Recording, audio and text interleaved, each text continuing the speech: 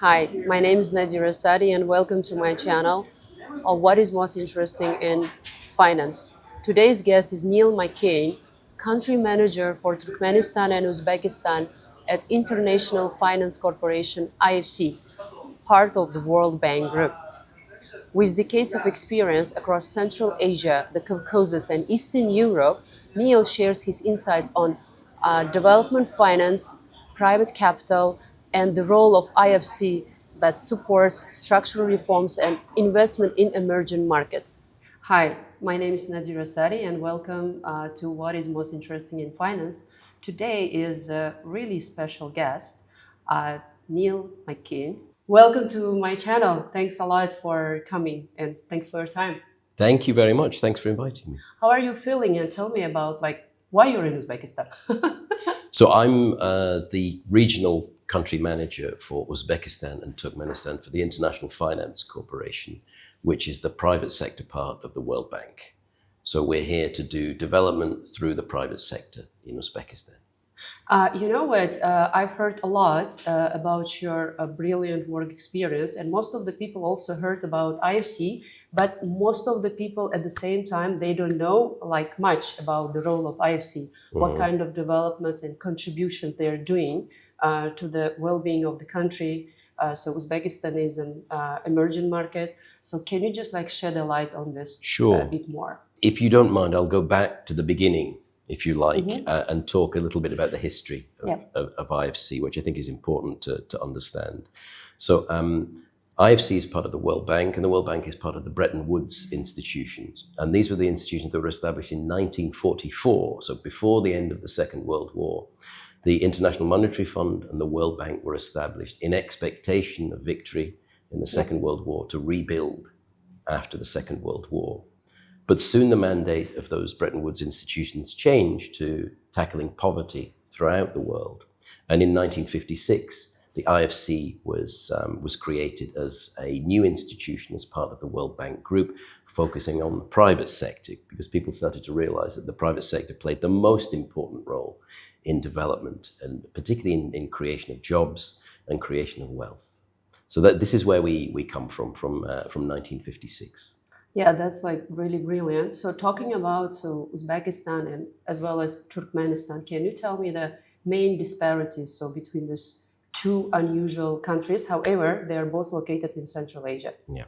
Okay. I would say that Uzbekistan and Turkmenistan are at opposite ends of the spectrum when it comes to introducing reforms. I think Uzbekistan is kind of a special case because for many years under the first president, the reform process wasn't taking hold and wasn't developing. And then in 2016, 2017, we have a completely new regime that's focused on economic and other reforms.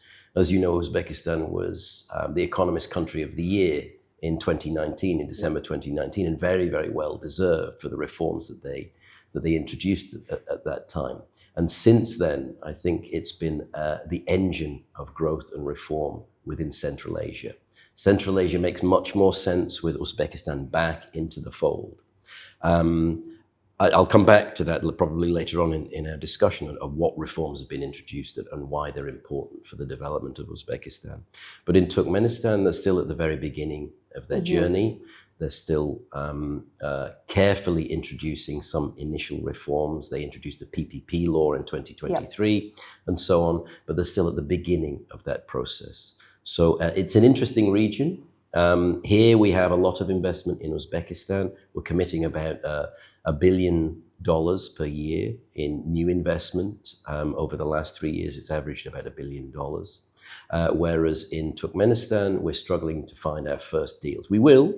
We recently signed a country engagement note, which is the strategy for the country for the next 2 years for the World Bank, including IFC. And we have a few potential clients that we're working on. So kind of exciting times. We're at the beginning of the process there. We're in the middle of a very strong wave of reforms and investments here in Uzbekistan. And I have to say, having worked in this region in the Caspian Basin, for want of a better phrase, for the last 18, almost 19 years, this is the most exciting country I've worked in, the one that has the most commitment to reform and that's really attracting the attention of foreign direct investors and local investors as well. The burgeoning SME sector here is really strong, and it's an exciting time to be in this country. It really is. That's like really impressive, but at the same time, this is like really interesting for me. What are the priority sectors for IFC in Central Asia, especially with the focus on Uzbekistan? In which sectors you usually pay attention to and start funding process, etc.? Well, historically, let's say for the last 6 years, we've been focusing on public-private partnerships in the energy sector, on the banking sector, and to some extent the real sector. So we've invested, as you know, in Kazinka supermarkets, we've invested in Coca-Cola bottlers here, we've invested in 7 banks, we have equity in 3 local banks as well, but the majority of the commitments that we've made, financial commitments that we've made, have been in the energy sector, and particularly in renewable energy and PPPs. The lessons we've learned from those public-private partnerships, we're now taking to new sectors and subsectors. So we're looking at healthcare, schools and education, and at electricity distribution as well. So we're expanding that experience to take account of other investment needs in infrastructure. Beyond that, we're also helping with the privatization of 2 Uzbek banks, and the privatization of a large chemicals enterprise, state-owned chemicals enterprise as well. And these are all pushing the President's 2030 agenda, which is to increase the role of the private sector and decrease the role of the state, which is something as IFC, dedicated to the private sector, we can only fully support. What's the point of that, though? What's the point of all of that? The point of all of that is that we help to eliminate poverty on a livable planet. This is our new... This is under our logo of the World Bank. This is what we're aiming to do. And we do this by creating sustainable long-term jobs and wealth.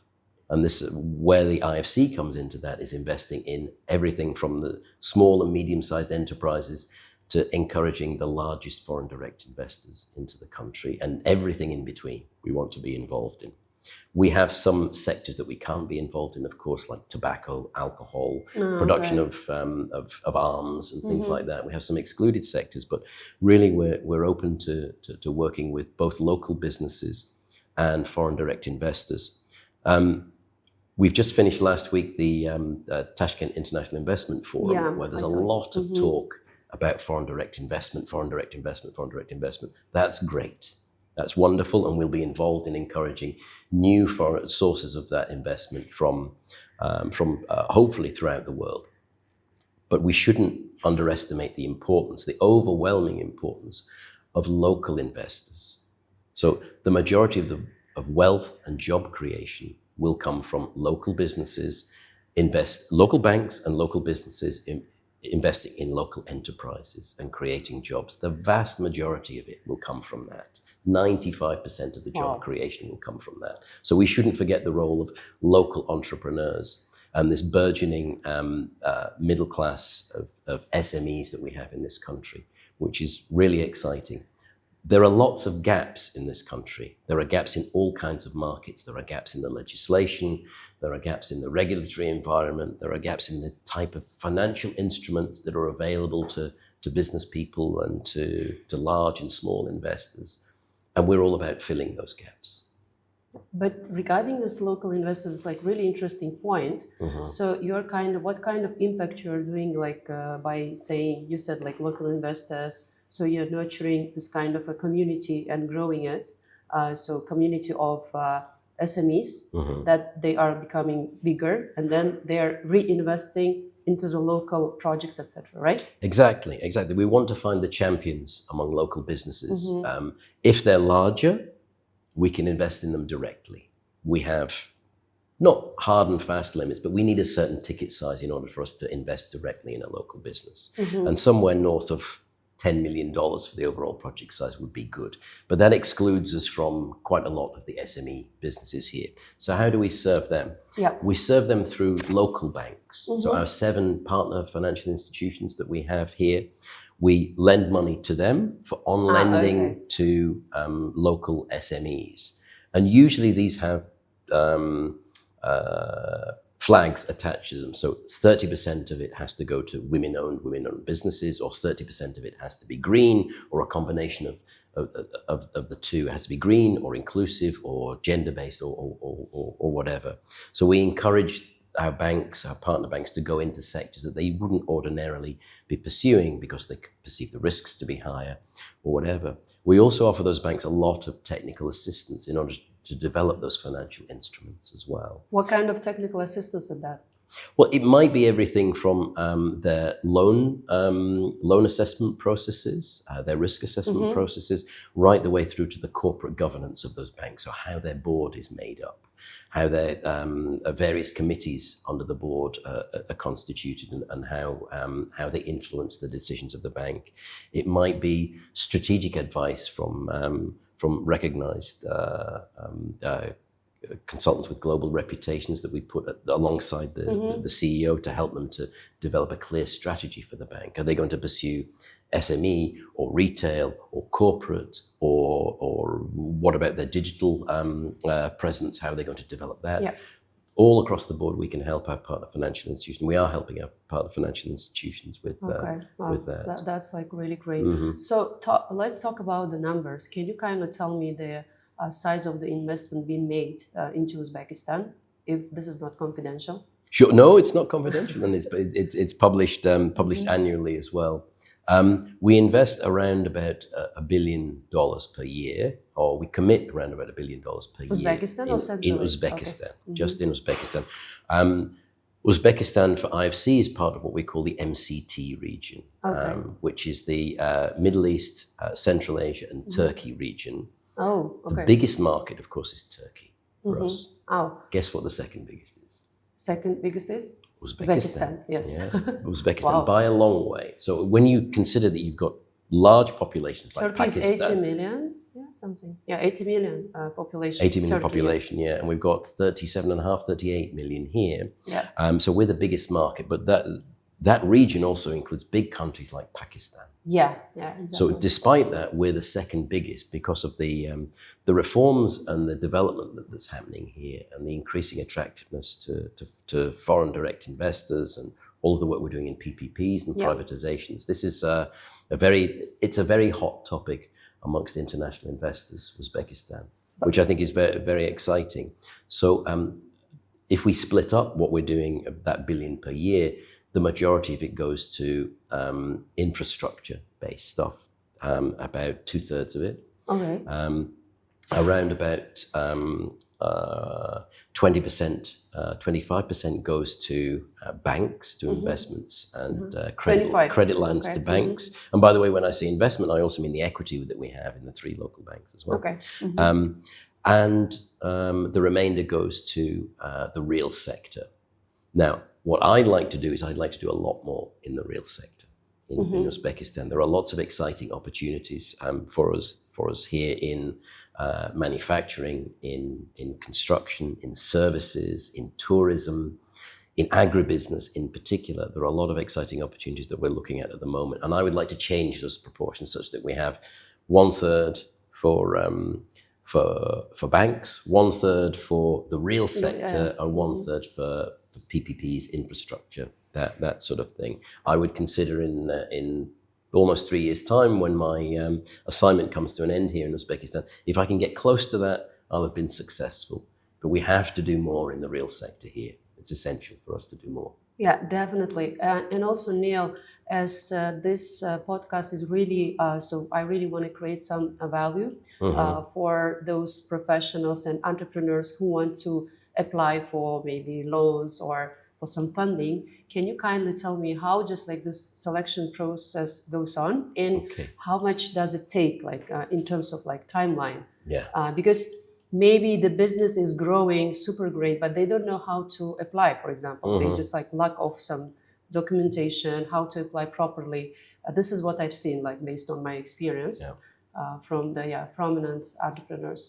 So I meet a lot of entrepreneurs and a lot of business owners in my job. And that's my favorite part of the job, is walking around a new factory that I haven't seen before, and seeing how it works, and then going and having a cup of tea with with the person that founded it and finding out their story. That's my favorite part of the job, because usually what you get is you sit down with an entrepreneur that's got, say, 15, 20 years experience. They've got a great story behind them. Yep. They usually have. One of the clients that we're looking at the moment in Samarkand started off with a small stall in a market. Now he employs 2,000 people. Wow. There are 2,000 families that eat every evening thanks to his business. And he has a fantastic story about how his business came about. I won't go into any detail because it's the project isn't signed yet. But usually you sit down with a business owner, you just ask them, so how did you get to here? And they'll tell you the most entertaining story about themselves for an hour or more. It's really very exciting. Maybe some of my colleagues will give you a list of things you need to produce. International financial reporting standards, statements, an ESG policy, and an all-singing, all-dancing business plan, and overall corporate strategy. They'll tell you that they need all of those. But they don't. They don't. Yeah, I know. What you really need in a first meeting with, if you wanted to come and meet me and my colleagues from IFC to discuss your investment project, is you need to have a clear strategy, and you need to just, on one piece of paper, say, here's my business, present your business, here's my business, here's what I need money for, and here's why this fits into my strategy. Okay, yeah. So if you've got those three elements, yeah. and come early and tell us about your plans, because sometimes people need their money in 6 months' time. To answer the second part of your question, they need their money in 6 weeks' time because they're about to start construction. You're way too late already. So come and talk to us early.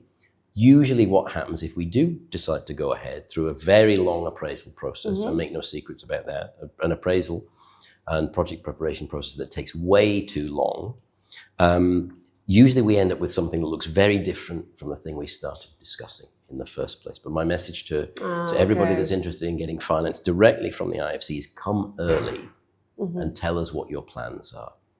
Now, we have all sorts of due diligence that we have to conduct on our clients, of course, ranging from financial and operational due diligence, the KYC stuff, the know your client sort of stuff, due diligence on integrity and so on, environmental, social and governance due diligence. And we have standards for all of those.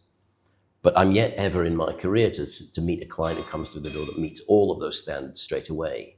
Otherwise, there'd be no point of us, if you see what I mean. If we're not improving things, then there's no point for us. If we're not additional to what's already being done, then there's no role for us. And there are plenty of companies here in Uzbekistan that don't need us, by the way. Plenty of companies that we've approached and we want to work with, and they say, actually, no, we don't need you. That's great. That's music to my ears. I think this is really what you're reaching. I mean, like the IFC's mission. Yeah, we kind of want to put ourselves out of business in a way. So development done, certain level of income has been reached in a country, and they graduate. It does happen. Countries graduate from first of all, IDA support, International Development Association support, from IBRD support, and they can graduate also from IFC support in the end once they reach a level of income and a level of private sector development such that we're kind of not needed. We're a long way away from that in Uzbekistan. We're probably a generation away from that here, and we're heading at a very fast pace towards that. But just to encourage local business people, if they have a large size project, a multi-million-dollar project that they're interested in finding finance for, they're finding it difficult to from locally available sources of finance, because we're not here to displace what the local banks can provide. We're not here to undercut them on the interest rates or on the margins or anything like that. But if simply financing isn't available, we can bring our own resources to make the project better from a technical assistance side. We can bring our own financing to make it cheap enough such that it's bankable. And we can also bring other sources of investment from our B lenders, perhaps from blended finance as well, to make the project bankable. So this is where we fit in. But once again, just to underline this again, come early and talk to us. Don't come late when you've only got 6 weeks. So to answer the second part of your question, how long does it take, is a bit like asking, how long is a piece of string? As I said before, it takes too long. If we do an initial screening of a project and of a client and we decide to go ahead, we'll sign what we call a mandate letter, which says, here's what you'll do, here's what we'll do, here's what we'll pay for, here's what you pay for. There's maybe a head of terms in there that we'll discuss, so we roughly know the pricing of and the rough structure of the financing, and it will all come out in the wash during the appraisal process. What I tend to do to the business owner at that stage is to hand in my business card with my WhatsApp and Telegram number on it and say, when things get really frustrating, call me. Not if, but when things get really frustrating, because our clients are faced with all kinds of questionnaires to fill in that might take an awful lot of digging, from financial information, ESG sort of information that they have to provide, information that isn't to hand. And they'll be spending some long weekends and late nights doing that. And I said, when it gets too much late one evening, you're in the office and you're surrounded by your team and you don't know what some question means and it's getting all too frustrating and you're thinking of dumping us, then call me. That's when you call me and I'll try to put things back on the rail. You are such an open person. Like that's well, I get those calls all the time. Wow. By the way, pretty much what the hell are you making me and my team do? But the process of appraisal itself can really improve a business, particularly local businesses. It can really improve real sector businesses going through that appraisal process, taking a long, hard look at themselves and seeing where they've got gaps that we can help to fill as well. How long does it take? Anything from 6 months to a year and a half, I would say, but not any quicker than 6 months. Now, if you're looking at getting financing from one of our partner banks through a credit line, of course, that's much quicker. Much quicker for smaller projects. You mentioned 7 banks in Uzbekistan. You cooperate with them. So technically, there are 2 ways to get funded. That's right. Yeah. So through those 7 banks, or like through or directly IFC, from us. and it's like not minimum 6 months, maximum 1.5 years. Roughly speaking, yeah. Okay. Or it can even be longer. Okay. Can even be longer. We always have on the go in IFC a process that tries to, if you think about the bottom of a boat, in the sea, it collects these barnacles on the bottom of the boat, and it slows the boat down because the bottom of the boat isn't smooth anymore. So we're always trying to chip off those barnacles. We're adding things on in our due diligence process, particularly on the environmental and social side, as the rules change with IFRS as well, they become more complicated when we work with banks and Basel considerations and so on. Now we have Paris alignment to consider. So we're adding barnacles all of the time, but we need to take some of those barnacles off at the same time, such that our process doesn't get way too long. So we always have a process of trying to reduce the size of the documents that we're producing, reduce the number of annexes that we're producing, and reducing the burden on our client as much as we possibly can. So we're trying to do that, but still, my rough rule is somewhere between 6 months and a year and a half to get the money in your bank account to pay for what you need to do. This is like really useful information. So coming back to your team in Uzbekistan, so is it large, or like how do you manage? To manage such a big team, or it's not so much big? We have a very big team in Uzbekistan. In Uzbekistan, yeah.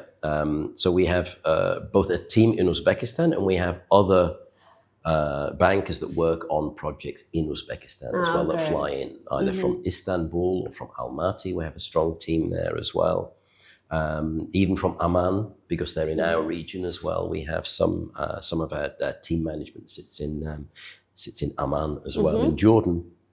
But the team here is 37 people we have in the office, and we're moving to a new office soon, which has a capacity for over 60 people, possibly more. Wow, so that 60. says something about our long-term ambition. Now, Tashkent isn't a hub in the official sense of an IFC hub, but it's very much becoming that. So we have bankers who work here in Tashkent on Uzbek projects that also work on projects everywhere from Pakistan to Jordan as well, and fly in and out all of the time. IFC works on a matrix system. So we have country teams going across here, and then we have industry teams here as well. And where they cross over, we form project teams. Okay, cool. So we have both industry and country team people here in Tashkent. So the industry team work all over the place. The country team people just work here and in Turkmenistan. Okay.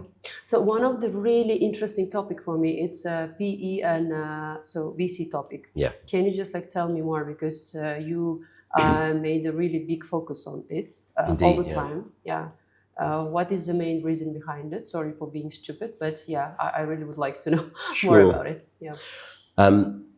To say that private equity and venture capital is underdeveloped here is absolutely true, of course, but I think it's kind of an underestimate. You would expect that in a region like Central Asia, there'd be a lot more private equity and venture capital going on. About 7 years ago, IFC invested in our first private equity fund in Central Asia with Highland Capital. And our expectation 7 years ago, I think, was this is the first of many. Yeah. And it hasn't proved to be the case. Wow. It hasn't proved to be the case. So, but what I think we face now in Central Asia is an awful lot more interest from private equity, venture capital investors, both local, both regional and foreign direct investors in that space. But there isn't the regulatory environment here or in many of the other countries in Central Asia. So we're working to improve that along with our colleagues from the World Bank. I gave a presentation at the Foreign Investor Council to the president last week on the alternative investment fund law, which we're designing at the moment, which is designed to provide all of the legislative and regulatory environment that makes private equity and venture capital easier and possible. The presence of the law won't necessarily attract people to a market, but the absence of such a law will put people off. Yeah, exactly. So if you've got, for example, very murky, not clearly understood rules on expatriation of profits, for example, or if the legal environment doesn't allow you to have an onshore fund rather than an offshore fund. There are all sorts of elements that are at the moment in the legislation here in Uzbekistan and in the other Central Asia 5 countries as well that will put people off. You have to find ways around things. Sometimes it's through, sometimes we find a way around things by doing a sandbox and having a presidential decree or a presidential order or something like that. But what we want to do is establish a level playing field for local and foreign investors to allow them to establish private equity and venture capital funds that is international best practice as it stands today. So that's what we're aiming to do in the next year or so, is to finalize and have that legislation approved by Parliament and signed off by the President. Yeah, I mean, that's a really good point. But being as an investment banker, also one of our main priorities is to bring some foreign direct investment into the country. And that's a main hurdle, obstacle. So going to start, right? So we have to actually convince the foreign investors that that's a safe country. So you can actually move your funds and invest into PE or VC or invest some kind of fintech project, etc. So in how you are handling this kind of obstacles, have you also been in this situation? So as an IFC leader, been in this situation every day. We're in this situation absolutely every day. So I think first of all, there are some soft considerations that foreign direct investors have, like the reputation of the country. Yes. Or the reputation of the region, the experience of other investors, which may have been good or bad. And then there are some hard considerations about the regulatory environment, the level of growth, access to the right skills and labor force in the country, and access to finance. So all of those things come together in order for a foreign direct investor to make a decision. I think the type of foreign direct investors that Uzbekistan in particular is able to attract at the moment are of a certain class, and they're good, they're blue chip, but they tend to be sovereign wealth fund associated investors from the Gulf, plus a few others that are exceptions to that.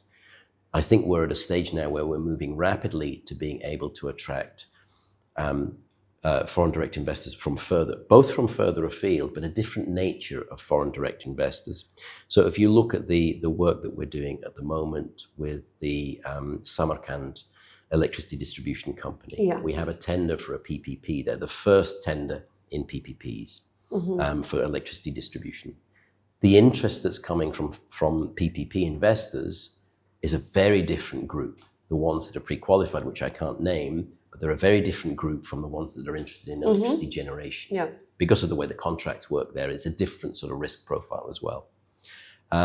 The other thing that's happening as well is that until very recently, there was no vehicle for institutional investors like pension funds or large banks that are interested in emerging markets. There was no vehicle for them to invest and ride the wave of the undoubted success of the reforms in the economy and the growth of the economy. You know, the projections of 6.5% growth makes Uzbekistan, I think, in the former Soviet Union, the fastest growing economy for the last 2 years, and if you take into account the projections for next year, for 3 years. So it's an exciting market. But if you're a pension fund manager looking at your emerging markets pool, you want to invest somewhere, why should you look at Uzbekistan?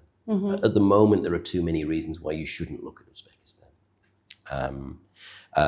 There are legacy reputation issues because of the previous history before September 2016 that may put people off. And I think that's probably the case in the textile sector and maybe in a few others.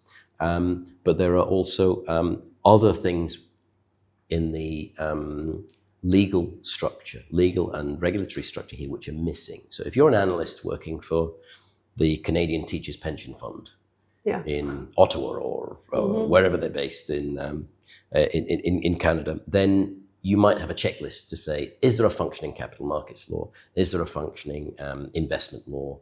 And if the answer to that is no, then you move on to the next country. So we need to plug those gaps in order that they start to look more deeply at this.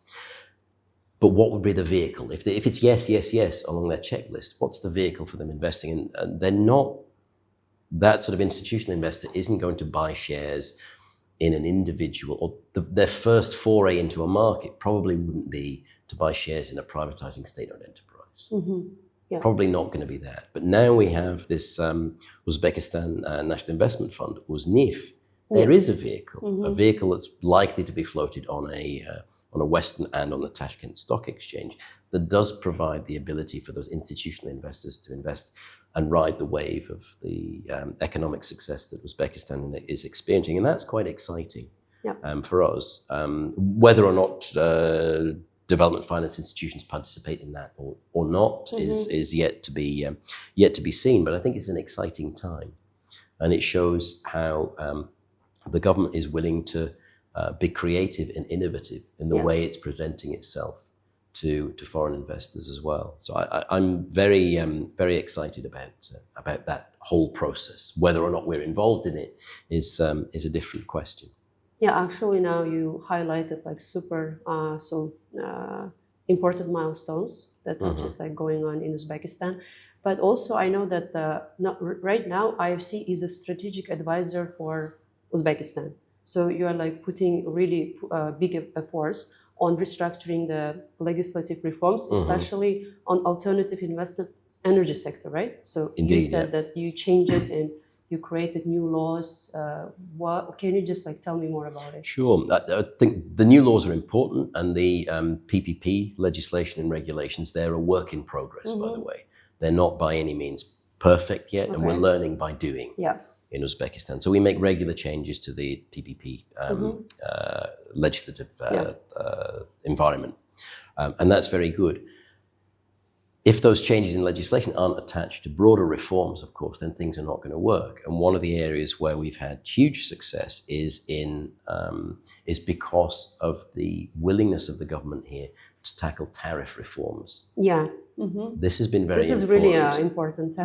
As we know from experience elsewhere in Central Asia, increasing tariffs for utilities can cause all sorts of political strife and difficulty. I think you know what I'm talking about. I won't go into detail, but the fact that the Uzbek government has bitten the bullet on this, done a lot of public awareness, explaining to the population as to why the tariffs need to go up. I have my favorite story about when I first arrived in Uzbekistan in October. In October 2023, we had the first snow at the end of November 2023, and we had a house near the U.S. Embassy with a nice garden around it and a driveway. And I opened the curtains in the morning and noticed that the pathway in the garden had been cleared and the driveway was clear of snow. So later on, I called the landlady to thank her. I said, well, I didn't hear anything, nobody clearing the snow. She said, oh, Neil, you've got underfloor heating outside. Okay, you've got underfloor heating outside. So this kind of brought home to me generations of investment as a consequence of cheap energy, way too cheap. Way too subsidized energy. If you blow my driveway and garden path up to an industrial scale, how much is being wasted? It's just mind-boggling, absolutely mind-boggling. So tackling the tariffs, getting the tariffs close to and above the cost of production is an excellent policy and one which should continue. I know it's one which is very controversial amongst the population, but why should a tax-paying baker, sausage maker, taxi driver in Shahrizabz be subsidizing my garden path with underfloor heating? It doesn't make any sense. It's not the right place to spend your budget money or your tax revenue on that sort of thing. So I think behavior has already started to change with the last two increases in household and industrial tariffs. And the important thing on the investment side is that the tariffs that we've established for renewable energy are now very low and very low, but they're investable. We've established that. So the first few PPPs, what we called scaling solar, have established like a market price for Uzbekistan for solar, for wind, and hopefully in the future for hydro. As well, we'll establish a market price for that, such that investors understand what to build their proposals around. So the first few renewable energy PPPs were done through tenders, through us, through EBRD, through ADB, and now the government is doing more direct deals with those same investors in some cases, and sometimes with new investors, which is great. They're perfectly within their rights to do that. Now we've established the market fundamentals. They go ahead. We, as the development finance institutions, are now moving to new sectors where the PPP model hasn't been applied. So we're innovating. We're going around the electricity sector. We're going from generation to distribution. We're looking at hospitals and schools and water and wastewater and all of those things, applying the lessons that we've learned there. And hopefully the same process will take place. We establish the market fundamentals, and then the foreign direct investors come in and they kind of don't need us anymore. Which would be great. So that's what we're looking forward to in the next few years, that those lessons are expanded elsewhere. The commitment of the government, there was a presidential decree on the 30th of August last year, I think Decree 308, the famous one, which talks about 30 billion in additional. So in addition to the 24, 25 that's already been committed in PPPs, they want to do another 30 billion by the end of the decade, which is a huge ambition and one that we can help with. But it also raises more questions of overall management of the economy and the liabilities that the government is taking on when they do a PPP project. So it doesn't appear on the capital account, for example, because it's not the government investing; it's foreign direct investors investing. Exactly. But there are implications for the current account which have to be taken into account, and for the overall indebtedness in a broader sense of the country that has to be taken into account there, which are difficult. So that the government, the Ministry of Finance and Economy are managing those commitments, I would say, very well. But the economy has to continue to grow in order for us to meet those targets, which we're working very closely with the government to achieve. But it's not going to be easy. There are lots of challenges ahead of us. It's not plain sailing by any means. Yeah. So thanks a lot for this insightful feedback regarding the alternative investment. Now coming back to the fintech landscape. So based on our past conversations, you mentioned that you really like this fintech landscape here in Uzbekistan. Can you kindly tell me what is your favorite Fintech app here in Uzbekistan. Okay. And just like, yeah, your feedback Okay. on the sector. My favorite fintech app here is PayMe. And I don't say that because we hold equity in TBC, which owns Okay. PayMe. Maybe that has some subliminal influence on me, but I find it really, really easy to use and really flexible. And the connectivity when you're using a different app and you go through to PayMe is really good and much better than anything that exists in my country, in the UK. Much, much better, much smoother. It works really, really well. It's quite impressive how that works. But I think integrating fintech beyond Tashkent and beyond the big population centers into rural areas is really the key to making this work, and the key for job creation and for wealth creation and for spreading the growth that the economy is experiencing. That's where we can make some really really big strides, but where the biggest challenges are. There's a lot that we need to do, for example, as a development community and with the government on financial literacy. For example, some of the interest rates that are being offered through some of the lenders are, I understand why they're high. Yeah, super high. But they've got to come down. And the best way to drive those down is by having more efficient fintech products and more competition in that sector. I'd like to see a lot more of the financial institutions going headlong into adopting fintech across the board. But we have one bank that's very firmly in the lead there with TBC, but I'd like to see the other banks catching up, because it's only through that competition that the cost for financing to the end user, the cost of banking to the end user gets driven down by those efficiencies that are created by good, straightforward competition. So you're saying that you're also working on reduction of those interest rates on these loans and credit lines?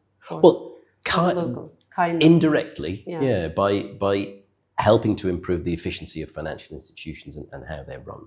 It's all about the cost of the end borrower. The lower cost of the end borrower, based on market risk, of course, not subsidized lending. I'm not talking about subsidizing our way out of this problem. But the more competition you create, the more efficiently the instruments and the financial institutions and the legislation and the regulation works, the cheaper it is to the end user. And that's our aim. So you mentioned about financial literacy. This is like really focal, I would say, elements in increasing the well-being of our population, right?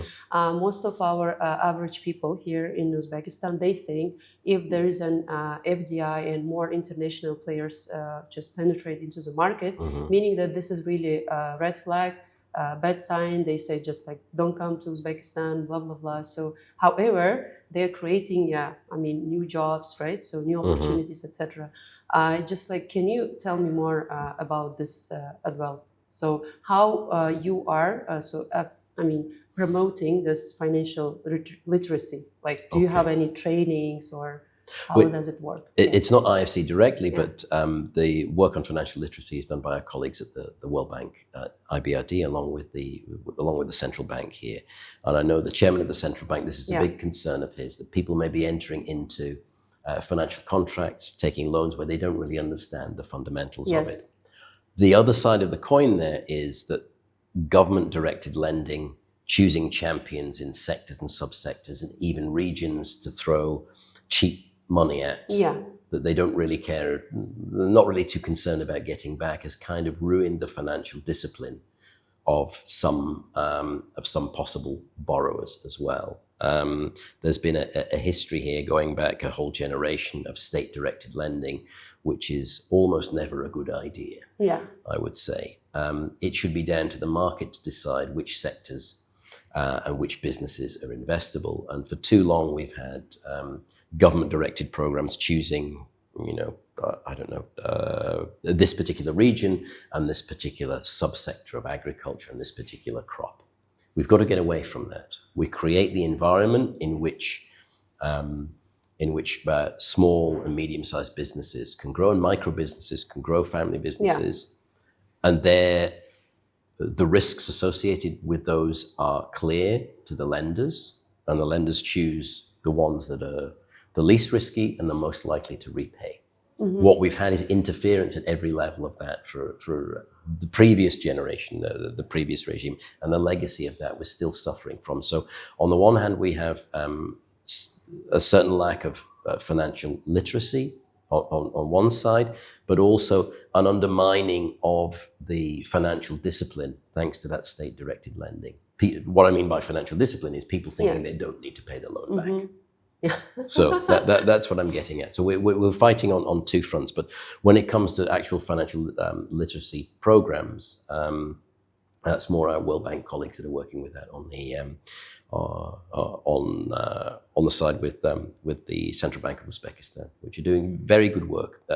One of the things I'm pleased to see is, despite the central bank's concerns over high interest rates, they're absolutely firm that they will not regulate their way out of it. They will not say, here's an interest rate cap, you can't lend at any more than that. And that's a very good sign, a really good sign that they're willing to wait until competition drives down those rates. Yeah. I think to some extent they feel they've waited long enough. And in some senses, I agree with them, but it's about creating that competition. And when we have one institution in the lead, we need to encourage other financial institutions, including banks, including some of our own partner banks, to go more aggressively into particularly microfinance. One interesting statistic, Nadir, is if you look at the Tajik microfinance sector, it's larger than the Uzbek microfinance sector. In absolute terms, not per capita, in absolute terms, it's larger by some distance. If you look at the Kyrgyz microfinance sector, it's almost twice the size of the Uzbek financial sector. What's the population of Kyrgyzstan now? I don't know. It's less than 7-8 million. It's a fraction of the population of Uzbekistan. However, it's like much larger. Yeah. Yes. And I think there are several issues why microfinance hasn't developed as quickly here, why it's behind. I think we had a financial and regulatory regime that was dealing with dual exchange rates, multiple exchange rates, non-convertibility of the currency, difficulty to expatriate profits. It wasn't an environment that would interest the usual lenders for microfinance, the usual people that bring technical assistance until now, or until recently. So we're playing catch-up in there. We're playing catch-up in the same way as Tajikistan and Kyrgyz Republic 20 years ago were going through this process. It didn't happen overnight. It didn't happen in 4 or 5 years. It took a decade for it to gather momentum and for it to really grow, which I think we're going through that process now. It won't happen soon. I just hope that the government continues to resist the temptation to do state-directed lending in the meantime, because that's something else that puts off the usual lenders and financiers, the development-minded microfinance funders that are in those other markets, neighboring markets as well. So I have great hope for microfinance in this country. It will and actually now root. most of the payment companies here, licensed payment companies in Uzbekistan, if they're gonna actually increase their shared capital up to 5 million, I think, US dollars, they can become microfinance organizations. Microfinance banks and even deposit taking as well, which is good, which is very, very good. And I think this new legislation that's being introduced is very positive.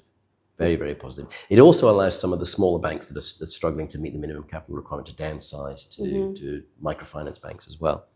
I think the other thing that concerns me about existing banks here is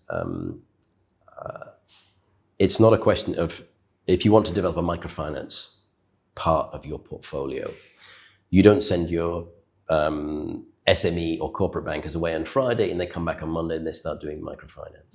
Exactly. It requires a massive amount of investment in personnel and training for them. It requires an even bigger investment in the technology as well, and the software and the servers and and now the AI to make it run properly and efficiently. It's a huge investment. And we're working with the central bank and some private companies as well to make sure that those services are available not only to our partner financial institutions but across the board with the banks here. But there's an understandable reluctance from established financial institutions to go headlong into microfinance. I kind of understand it, but I hope that in the near future, we'll have a sector which isn't dominated by one bank, but there are several banks vying for first place. Kind of at the top three. Right now we have 40 or 35 banks in Uzbekistan? That's right, yeah. Kind of, yeah. Okay. Neil, now that's my favorite part of the podcast. How come you came into the sector? Now you're so prominent. You used to work for EBRD, now at IFC. You also been a strategic advisor for the president of EBRD, right? I mean, no, I ran the front office for the EBRD's vice president for banking. Yeah, it was my last job at EBRD. But prior to that, I'd been in the region. Yeah, can you tell me about your background? Like, sure. Where just coming from? So about your childhood, your values, dreams, and now you're one of the prominent financial professionals. Like for me, to be honest, you're like making a massive work here in Uzbekistan. Yeah, it's like really interesting to know. Thank you. So I was born in Yorkshire, in the north of England, in a little village called Swanland. And I have a Scottish father and an English mother, so that's why I have a very Scottish name. Neil McKain is quite Scottish. Sometimes I pretend to be a Scotsman, but I went to a Scottish university as well, and they would never accept me as a Scotsman. My English friends at school never accepted me as an Englishman, so I kind of don't belong anywhere. And that's probably one of the reasons why I decided from quite a young age that I wanted to travel and work abroad.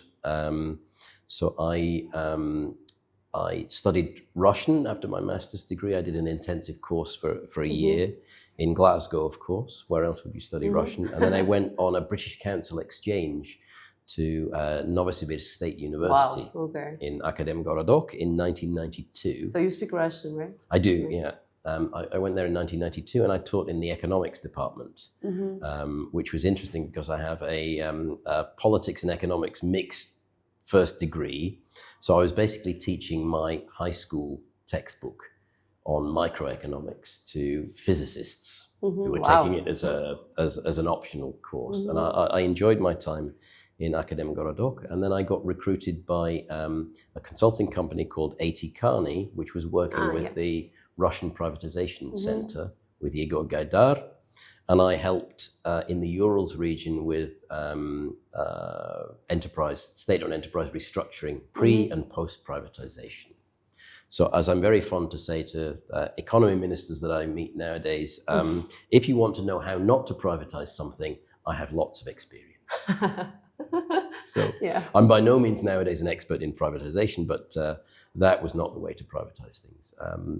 I then went back to the UK and joined EBRD, first of all in the US Executive Director's Office. So multilateral development banks, including the World Bank, are owned by governments, by countries. And I worked in the US Executive Director's Office where they have a resident board there. And then I moved over to the staff side and eventually became a proper banker. So how I became a banker was I wouldn't say almost by accident. I was always interested in development side of things. I was always convinced that private sector was the best route to development. And business was the thing that creates wealth and is good for all communities. Good for not just for the business person, but should be good for the community. But I was struck by what was happening in the former Soviet Union immediately after independence, in the type of capitalism that was being adopted. It was this robber baron style of capitalism, the sort of capitalism that Soviet kids were taught about at school, the evil robber baron, Mr. Twister, Господин Minister sort of capitalism, because that's the only model that people had. And gradually we've managed to calm that down such that we're now in most jurisdictions in the former Soviet Union, particularly in Central Asia, we're now working to best international principles. And those days are gladly behind us. But I remember living in Yekaterinburg in the 1990s for 4 years when it was really dangerous times. Living behind a steel door that thick and iron bars was not much fun at all. So I'm glad we're through that stage now in the former Soviet Union, and hopefully there's a brighter brighter future, despite all of the problems that we have in the world, despite the war on Ukraine. I think the way the former Soviet Union has developed, the way Central Asia has the potential to develop further, is really quite exciting. Yeah. So in living in Uzbekistan, can you tell me more, like, what is your favorite food, and how do you find our culture and tradition in your own way, just coming from Scotland? It's like totally opposite worlds, I can say. Yeah. It's very different to where I'm from, really. But actually, my wife is from a village in Kyrgyzstan. She was born there. She's ethnically Russian, but she's from a village in Kyrgyzstan. And it's surprising the amount of parallels that we have in our childhood. So growing up in the 1970s in the Soviet Union and growing up in the 1970s in the north of England seem to be more similar than different in many ways. But yes, I've lived in lots of countries in the region. So I mentioned that I lived in Russia, but I've also lived in Ashgabat for 3.5 years. I lived for nearly 6 years in Baku, and 5.5 years in Bishkek as well. Yeah. And I can tell you where the best plov is. Which is the best plov? The best plov is the one they've just served you. Yeah. The one that's in front of you. This is the best plov by any means. I think I've had more than my lifetime dose of plov, but I still enjoy it. I still enjoy it. I like the cuisine here. I arrived here weighing 94 kilos, and I now weigh 76. And I think part of the reason for that is not just the heat and just taking a walk. You waste so much energy when it's the warm months. But I think the lack of processed food. It's hard to buy processed food unless you buy some sort of noodles in a packet. That's going to be processed, but pretty much everything else is not processed. The sort of stuff that even at fast food restaurants, the ingredients that they tend to use are way better than you would get in a fast food restaurant where I come from. Yeah. So I enjoy the food here quite a lot, and the way of life. Tashkent is an unbelievably safe place to live. I was driving home last night after a meeting, and I noticed on several occasions in the few kilometers that I was driving home, women walking alone at night to go home somewhere. Young women, middle-aged women walking home at night without a care in the world. There are not many cities in the world where that could happen. I mean, I wouldn't advise it to my daughters to do that, but still, it's a really safe environment to live. And it's not safe because there's something sinister going on, if you see what I mean. It's not safe because it's kind of a super repressed society where people don't go out at night. It's not that. It's just that they've created a very polite, safe environment. I took the tube for the first time in October, November 2023. And at the time I had a much longer beard, and I was on quite a packed metro train. Did I say tube? Sorry. Tube. I meant the metro. Sorry, station, it's my living in London and calling it the tube. And there's a young couple holding hands, and they stood up to give me their seat. And I thought to myself, what, already? Already? They're giving up their seats for the old man? I'm not ready for this. And then somebody explained to me, maybe they were being too kind, but they explained to me, that it's just because you're older that they're standing up. Not because they think you're old, but because you're older, and it's a sign of respect. I like the way Uzbek families, I like Uzbek family values as well. I think there are probably no old folks' homes here in Uzbekistan. Maybe there are one or two, but people stay with their parents. I don't see many toddlers or teenagers having tantrums. I don't see toddlers having tantrums, and I don't see teenagers being disrespectful to their parents. It's just, it's not a thing. We have like really strong traditions. It's not a thing at all, which I really like. I like to see big families. I also like the fact that people, when they've got young, really small babies, they might have a pushchair with them, but usually they're carrying them. And dad's pushing the pushchair and mum's holding the baby, or grandma's holding the baby. And I always think, well, is that for the shopping? Or But I really like that Yeah. people carry their kids everywhere. That's like really cute observation, by the way. It's really nice. We spend a lot of time in Because parks. for us, it's like kind of a norm. Yeah. And when you're sharing this, it's like, okay, yeah, that's kind of a different perspective. But I first came here in 2006, and it's a different country now. Yeah, It definitely. really is. It's a different country. changing, The atmosphere has changed fundamentally from what it was before. I still come across the odd kind of old-fashioned Soviet attitude from time to time, which can get a bit frustrating. I won't give any examples of that for fear of offending people, but yeah, there is a little bit of the Soviet attitude remaining, and particularly if I see it in young people, it really makes me very annoyed if I see those sort of attitude in young people. This idea that initiative is punishable, initiative nakazujema. When I come across that, it drives me nuts, because this is historically, traditionally, a very entrepreneurial nation. So very much so. You've been living here more than 3-4 years, right? Here in Uzbekistan? No, a year and a half, slightly more than a year and a half. In October this year, it'll be 2 years. So 20 months or so. And how do you, how you're finding the ecology, so the quality of air? The quality of air is not great. We live in the center of town. We used to live on the outskirts of town, but we monitor the air quality. We monitor the air quality. We have the same app, the Swiss Air app, that probably everybody uses now. Actually, that's a good thing, because 5-6 years ago, it wasn't legal to have air monitoring stations here. And now it wasn't. Either that or it wasn't done. But now it's very much everybody's monitoring the air quality. The fact that the population and the government have recognized the air quality in Tashkent and in other big population centers as a big issue is very important. Really, really important for the future of the country. Respiratory illnesses and the damage that bad air can cause.